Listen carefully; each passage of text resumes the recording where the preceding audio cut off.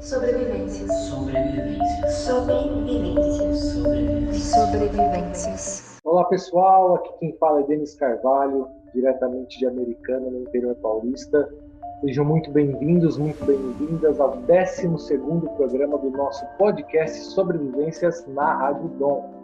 Nosso programa é um espaço criado para compartilharmos nossas experiências, vivências e impressões em tempos de confinamento por conta do Covid-19, também conhecido como coronavírus. Esse é um ponto de encontro da forma como a gente pode fazer hoje, se reunindo, só que à distância, para a gente se ajudar e passar por essa crise juntos. O podcast Sobrevivências, realizado com o apoio da Disco 1, Produção Cultural e da Rádio Dom, vai ao ar todas as quintas-feiras às 11 e com reapresentação às 20 horas na Rádio Web Dom. E na sexta já estará disponível no YouTube. No programa de hoje, que foi gravado no dia 15 de junho, vamos falar sobre a politização do debate em torno da pandemia do coronavírus. E para isso, a conversa será com Vivi Mendes, advogada, feminista, defensora dos direitos humanos e dirigente do PT estadual em São Paulo. Vivi, seja muito bem-vinda. Eu que agradeço, Denis. Muito obrigada pelo convite, essa iniciativa super bonita que você tem construído, que é esse podcast. Muito obrigado. Não tinha como, a gente já vinha falando sobre isso já há muito tempo, né, da sua participação. A gente vem acompanhando o seu trabalho na militância, aí dentro do Partido dos Trabalhadores, no ativismo social, jurídico também. Muito do que a gente vem passando hoje, dos processos que a gente vem passando hoje, se fica em casa, se sai, se o comércio está aberto, é por conta de decisões políticas, né? Então, a partir disso, tem um debate muito grande sobre a politização da questão do coronavírus. Uns falam que é muito ruim, né, porque a gente tem que pensar, logicamente, nas vidas e tudo mais, só que é justamente esse debate político que faz a gente entender quais são as dimensões das ações tomadas pelos políticos que podem colocar essas vidas em risco ou protegê-las, né?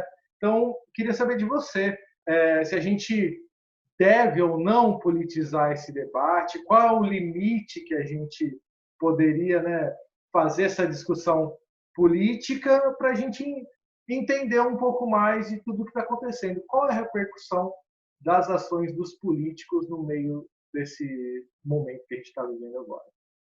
Eu acho que quando a gente está enfrentando um momento como esse, de uma pandemia mundial, né, que arrasa economias, que acaba com empregos e, né, destrói a vida de milhares de famílias, porque atinge muitas pessoas, mata muitas pessoas, obviamente que a gente pensa, né, que o mais correto, a postura mais correta é da gente unir esforços, independente de posições políticas, para poder enfrentar essa pandemia.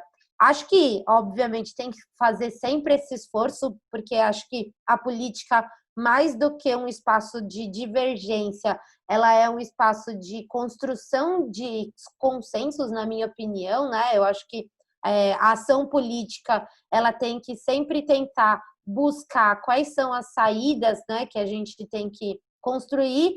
E então eu entendo o espírito e acho que isso que a maioria da população cobra, e acho que deveria ser com esse espírito que a gente deveria enfrentar a pandemia.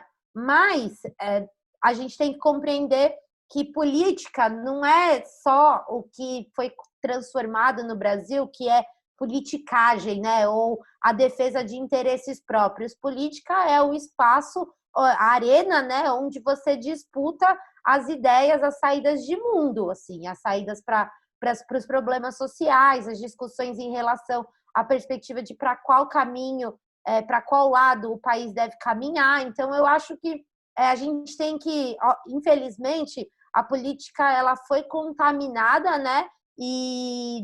Por inúmeras variáveis, mas ela foi contaminada e a visão majoritária na população é essa de que a política é simplesmente um espaço de defesa dos próprios interesses, assim. E aí, só que eu não acho que é isso, acho que ela é, na verdade, um espaço onde você disputa ideias diferentes.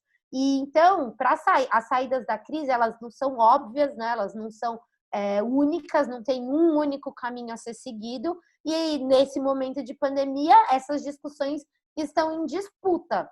Então, qual o papel que o Estado deve cumprir, qual é o limite do papel, quais as prioridades que ele deveriam dar, acho que são as discussões que acabam tomando essa discussão. E aí, eu acho que os políticos, no geral, tanto parlamentares quanto representantes do Poder Executivo, eles estão colocados dentro dessa chave. Eles têm opiniões próprias, né, opiniões de governo sobre qual devem ser as saídas, e na minha opinião, né, a função deles é conseguir, a partir dos melhores elementos que eles têm para fazer a avaliação, construírem essas saídas. E aí esses melhores elementos, para mim, são baseados na ciência, são baseados na experiência, na experiência científica, no estudo científico, e que a partir desses elementos deveriam ser dadas as respostas que melhor vão atender a população nesse momento. Acho que deveria ser esse o papel que deveria ser cumprido. Aqui no Brasil,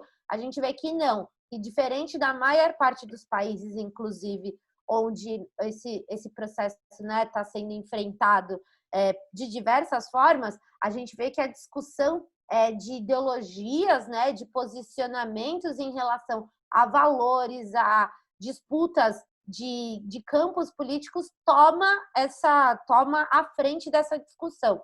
Eu lembro que na época que estava a discussão da reunião ministerial, a gente viu durante vários dias o noticiário sendo tomado por uma avaliação do que era aquela reunião, de quais são os movimentos que o governo estava defendendo ali dentro daquela reunião, a postura dos ministros, e o enfrentamento ao Covid-19 ficou secundarizado. Isso acontece recorrentemente. E acontece por ação única e exclusiva desse governo, do governo Bolsonaro, que de burro não tem nada, que promove o caos de forma muito bem pensada, porque, inclusive, não tem condições de dar respostas de fato estruturantes que possam enfrentar a pandemia de forma real, assim, que possam enfrentar a pandemia seriamente. Então, como ele não tem capacidade, pela composição dos seus ministros, pela agenda política que desenvolve, pela própria característica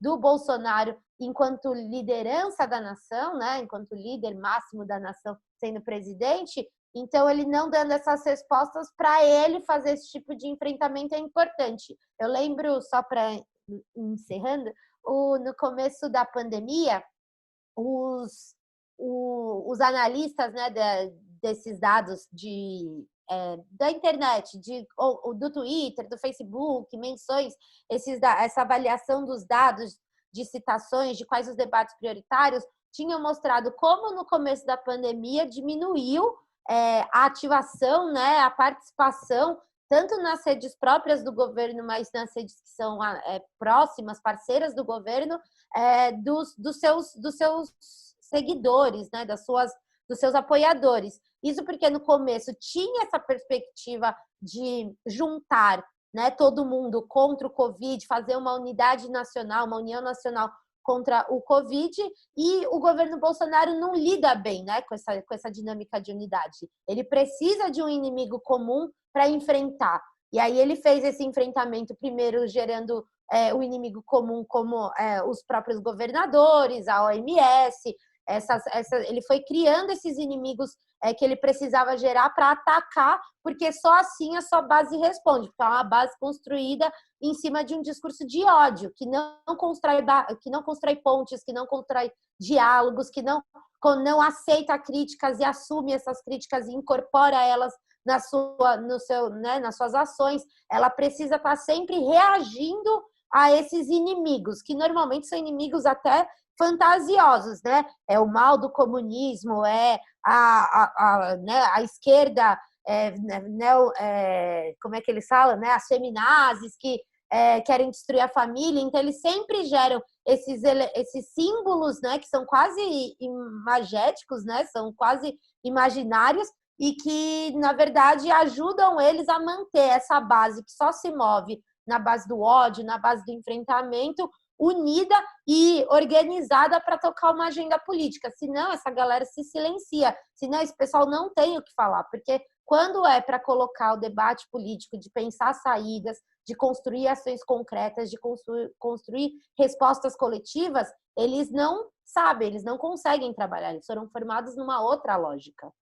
Isso é tão realmente imagético mesmo, porque a gente vê muitos personagens que nem são de esquerda, né? A partir do momento que já rachou, que não vai nessa onda do fascismo, dessa extrema-direita que o governo coloca, já é taxado automaticamente de comunista, né? E para quem é de esquerda, que a gente, nossa, tanto curso, tanta leitura, tanto estudo, tanto trabalho para ser respeitado como alguém de esquerda, e nem chegar ao ponto de ser comunista é tão difícil para dar uma raivinha, né? Poxa, tão fácil o Dória virou comunista, o Mandetta, né? Enfim, para quem já está com a gente desde o começo do programa e para quem chegou agora, esse é o 12º programa do podcast Sobrevivências, que vai ao ar todas as quintas-feiras, às 11h, com representação às 20 horas, na Rádio Webdom. Para quem ainda perdeu ou quiser ouvir de novo, compartilhar com os amigos e com a família, na sexta-feira o programa já estará disponível no YouTube. E hoje temos aqui a presença da advogada feminista, defensora dos direitos humanos e dirigente do PT Estadual de São Paulo, Vivi Mendes. Pegando um pouco do gancho que você falou da reunião ministerial, uma coisa que está aumentando, está tomando calor aí do debate, é a questão do impeachment, né? A gente começou essa discussão, aliás, falando sobre o coronavírus e salvar vidas. Mas a gente também vem de uma democracia muito recente, muito fragilizada, já também, com o golpe de 2016.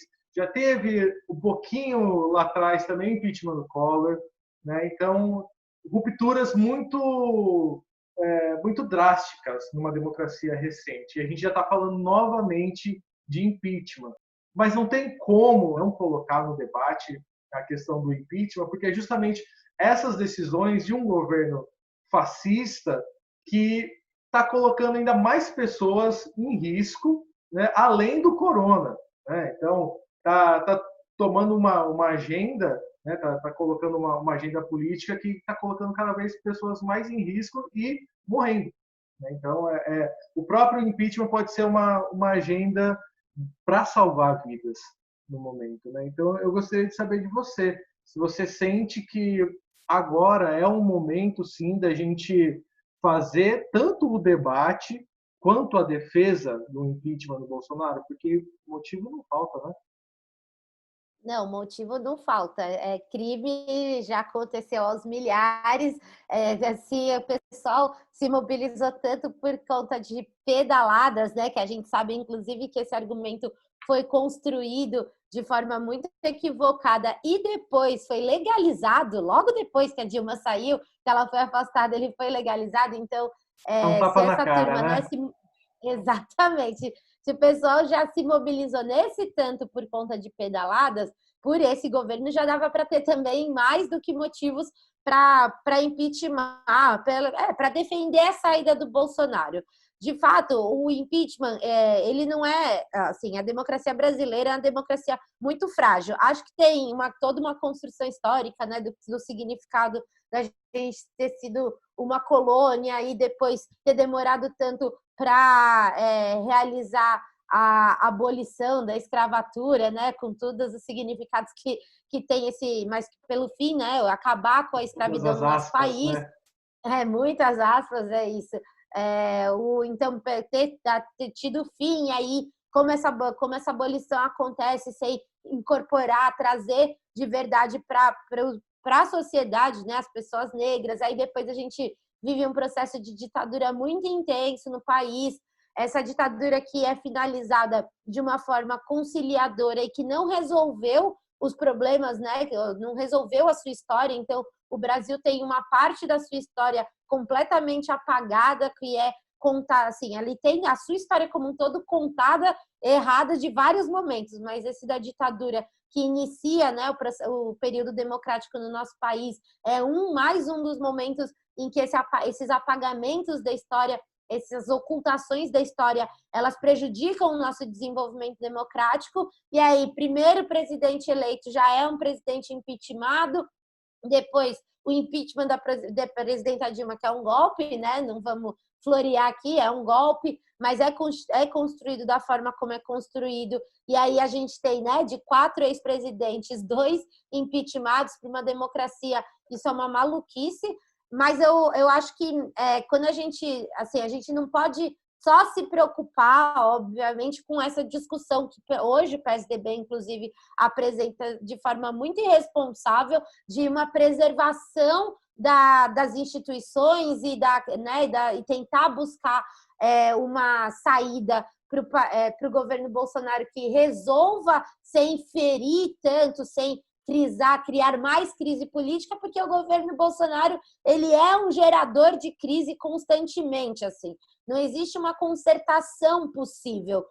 Se a gente conseguir influenciar mais a ala do exército, se a gente conseguir trazer os empresários. Não, assim, o Bolsonaro, quando ele foi eleito, a gente já denunciava que ele era um inconsequente, um irresponsável, que ele tem uma agenda própria de poder que se alinha com o que tem de mais criminoso no país, que são as milícias. Então, a gente já tinha uma situação no nosso país, assim, a gente já sabia que esse governo ia transcorrer desse jeito. E a gente já vinha com crises em cima de crises, assim, não é que o país estava caminhando bem antes da pandemia. A retomada econômica que era prometida depois de milhares de reformas, de cortes de direitos, não era entregue. A gente lembra que um pouquinho antes da pandemia começar aqui no país, a gente tinha, né, a notícia do PIBinho do Guedes, então não estava tendo recuperação econômica, não estava tendo aumento do emprego, muito pelo contrário, as pessoas estavam cada vez mais precarizadas e a pandemia, um momento de hipercrise, provavelmente, espero que seja a crise mais profunda que o nosso país sofra, né, que essa nossa geração sofra, já mostra, já reforça, né, ou aprofunda o que era essa crise que o governo Bolsonaro já apresentava. E aí, na minha modesta opinião, a saída do impeachment é uma saída que, no momento da pandemia, em que o Congresso, a trancos e barrancos, mesmo com todas as críticas que é possível a eles, ao presidente da Câmara e do Senado, ele tem sido, de fato, um ponto de enfrentamento ao que é o governo Bolsonaro. E o processo de impeachment trava a pauta, né? A gente lembra como era no processo da Dilma. Mas nada anda enquanto estiver acontecendo o processo de impeachment. Então, a saída do impeachment, de fato, é uma saída dolorosa, mas a irresponsabilidade com a qual o governo Bolsonaro e o Bolsonaro em si tratam o processo da pandemia demonstra que a continuidade desse governo é uma continuidade, ela vulnerabiliza e mata, né? Põe em risco a vida das pessoas. Eu estava vendo hoje uma discussão aqui no estado de São Paulo, que tem um estudo de uma rede muito bacana que foi formatada, que chama Rede Solidária de Pesquisa, que diz que o relaxamento da quarentena agora nesse momento pode causar no estado de São Paulo um aumento de 71% do número de mortes comparado, né, com se a gente mantivesse as medidas de isolamento social. Ou seja, a gente vai passar de algo em torno de 5 mil mortes para 10 mil mortes, um pouco mais de 10 mil mortes, podendo chegar a 25 mil mortes no estado. O Brasil já se tornou o epicentro da pandemia e a gente não tem nenhum controle sobre a pandemia no nosso país. É muito pouco testada, não tem, as medidas de isolamento não são cumpridas, essas que estão sendo apresentadas pelos governos para fazer as reaberturas, elas não estão dando conta. A gente tem visto, né, ônibus cheio, metrô cheio, pessoas sem máscara, um desrespeito coletivo a essas medidas, inclusive porque as pessoas elas estão precisando voltar, o governo não deu outra alternativa para as pessoas que não voltaram a trabalhar. Então, toda essa conjuntura faz com que seja cada vez mais necessário interromper o governo Bolsonaro. E eu faço muita questão de falar que é o governo Bolsonaro, porque tem pessoas, tem setores da sociedade que tentam construir uma saída que mantenha o projeto e tire o Bolsonaro, porque o Bolsonaro é ruim para o projeto que esses setores apoiaram? Porque esses setores, eles toparam, eles não queriam Bolsonaro, esses setores são setores que queriam Alckmin, que poderiam querer o Amoedo, que topariam qualquer outra coisa menos o Bolsonaro e nós. E que na eleição, com o Bolsonaro sendo a única força possível de derrotar a gente, porque foi isso que foi construído, né? Fica falando que a gente deveria ter aberto mão para derrotar o Bolsonaro, mas essa turma, na verdade, nunca abriu mão de nos derrotar, e por isso o Bolsonaro cresce, o processo é completamente outro, na minha opinião. Então, essa turma quer uma saída conciliada, que seja decidida a portas fechadas, nos gabinetes, nos escritórios, entre os poderosos mesmo, como o Lula chama, né? Entre a classe dos poderosos, e que faça uma concertação que tire o Bolsonaro e tente construir que o problema do governo Bolsonaro é a figura do Bolsonaro, quando na verdade não é somente. O Bolsonaro é sim um fascista, é sim alguém que atenta contra a vida, é um homofóbico, é um racista, é um machista. Ele é a pior figura que a gente tem para enfrentar esse momento de pandemia. Mas, para além disso, a ação, o projeto que Bolsonaro representa é um projeto que tem que ser completamente derrotado no nosso país. E esses setores, né, dos poderosos que querem fazer esse processo de concertação, querem uma saída política que não permita que um projeto popular retome a direção do nosso país. E aí eu acho que essa é a nossa principal, na minha opinião, tem que ser a nossa principal preocupação. Uma saída conciliada que mantenha um projeto ultraliberal de corte de direitos, de reformas que jogam em cima dos trabalhadores e das trabalhadoras do nosso país a responsabilidade por resolver as crises que o próprio sistema financeiro gera e que nada tem a ver com os trabalhadores, essa saída é a que a gente tem conseguido derrotar. E aí, na minha opinião, entra essa discussão muito importante de como a gente, se é o impeachment e com quem a gente constrói essa saída. Porque é muito bacana falar todo mundo unido para utilizar e emprestar do que é o prestígio, do que é a mobilização, do que é a organização popular do nosso país, representada pelo PT e representada por outros setores da esquerda, de movimentos sociais e outros partidos políticos, para legitimar uma saída que não interessa em nada o povo. Tirar Bolsonaro é sim o nosso primeiro objetivo. E, na minha opinião, a melhor saída para esse momento seria a cassação da chapa e o reconhecimento, inclusive pelo Judiciário brasileiro, que fechou os olhos, e aí, como advogada, eu vou fazer essa crítica bem forte, que fechou os olhos para o que foi o processo do golpe da Dilma, que tutelou o processo do golpe da Dilma pelo STF, e depois tutelou a eleição do Bolsonaro, que a gente via constantemente inundada por fake news, e permitiu que esse projeto, eleito de forma criminosa e fraudulenta, como foi a eleição de 2018, conseguisse estar no Palácio do Planalto hoje. Então, a cassação da chapa Mourão e Bolsonaro hoje, na verdade, é a melhor saída para o país, na minha avaliação, porque ela consegue colocar também na nossa agenda uma nova eleição, que permita que as pessoas, inclusive, saibam que o Estado brasileiro, que o Judiciário brasileiro reconhece o que foi aquele processo de fraude praticado na eleição de 2018 e permita que as pessoas escolham quem vai governar o país com muito mais gente. Agora, então, assim, né, com muito mais informação que toda a população consiga definir, ao invés de uma saída conciliada. Agora, obviamente que o impeachment também é uma alternativa, mas ela tem que ser uma alternativa para nós, na minha opinião, que somos de esquerda, uma alternativa disputada, assim. Vamos disputar o que é esse impeachment, vamos disputar os significados desse processo, vamos disputar quais saídas a gente quer para esse processo. Porque só disputar o impeachment para Mourão assumir e fazer um rearranjo ali que contemple essa turma que fechou os olhos né, fechou o nariz e foi lá com o Bolsonaro só para derrotar o PT, que essa turma também seja responsabilizada pela omissão que tiveram na eleição de 2018 e não sejam parte da saída ou não encabecem uma saída para esse governo Bolsonaro. Vivi, acredite ou não, já estamos com 25 minutos. Então, estamos indo para a parte final já do nosso podcast. Então, eu vou fazer o seguinte. Vou fazer 2 perguntas em uma. Tá? Eu vou responder mais rápido. Desculpa. Não peça desculpa, não. A gente estava falando desse processo de politização e discussão do impeachment. e de unidade, como você estava falando também, de busca de alternativas.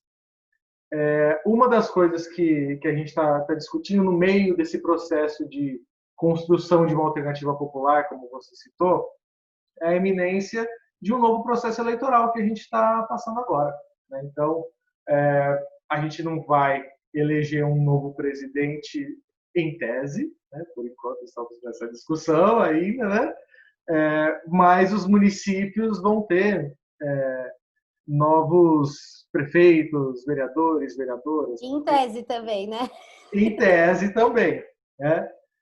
E é justamente isso, porque como está tudo ainda muito em aberto por conta da pandemia, e você também nessa vivência bem aprofundada sobre essa questão, queria saber de você como que a gente consegue fazer essa ponte, criar esse diálogo com a sociedade sobre eleições durante pandemia.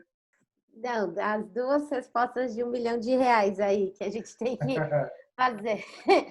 Bom, primeiro para a eleição de 2020, assim. De fato, eu acho que está muito difícil conversar com as pessoas. Eu sou pré-candidata, né, aqui em São Paulo, e tenho, desde o ano passado, desenvolvido a minha pré-candidatura. E sinto que o clima é completamente outro. Ano passado, quando eu comecei a construir a minha pré-candidatura, já tinha muita gente interessada, e agora, né, nesse momento de pandemia, inclusive porque, independente se as pessoas estão ou não cumprindo o isolamento, a vida delas está muito dura, então as pessoas estão muito preocupadas com o que vai ser a dinâmica da vida delas daqui para frente, muita gente perdendo emprego, muita gente perdendo renda, então está muito difícil dialogar com as pessoas sobre isso, mas eu acho que tem algumas estratégias que a gente pode usar. E aí, eu acho que a gente precisa dialogar com as pessoas e colocar que parte fundamental do enfrentamento da pandemia foi a ação dos prefeitos e dos seus municípios, porque eles estão mais próximos do que é a nossa dinâmica da vida real. A gente viu um enfrentamento muito grande do Bolsonaro com os governadores, e os governadores, de fato, tiveram muita dimensão nessa discussão,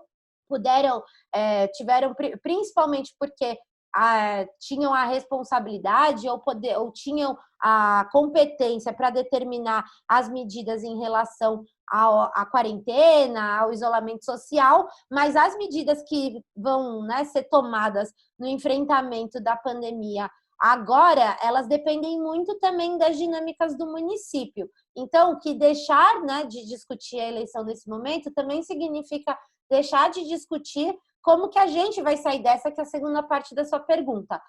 Os municípios, muitos deles têm uma fragilidade muito grande orçamentária. A gente sabe que, principalmente, quanto mais para o interior do país a gente vai, e aqui no estado a mesma coisa, mais os municípios têm essas dificuldades, mas a gente sabe que eles têm um poder muito grande, sim, de intervenção junto aos governos, o governo estadual, o governo federal, acho que hoje menos, mas também teriam. Eles têm uma capacidade de pensar essas saídas, porque eles estão no dia a dia da vida das pessoas, então é fundamental que a gente consiga eleger prefeitos e vereadores que estejam conectados com as necessidades mais proeminentes das pessoas, que sejam conectados com os anseios mais fortes das pessoas. E só o processo eleitoral para a gente construir isso. Pessoal, estamos chegando ao final de mais um programa. Vivi, muitíssimo obrigado pela sua participação aqui com a gente hoje. Eu que agradeço, eu quero muito mesmo te parabenizar por esse projeto. Eu acho que uma coisa que fica desse momento é que a gente precisa construir contranarrativas, precisa disputar ideias,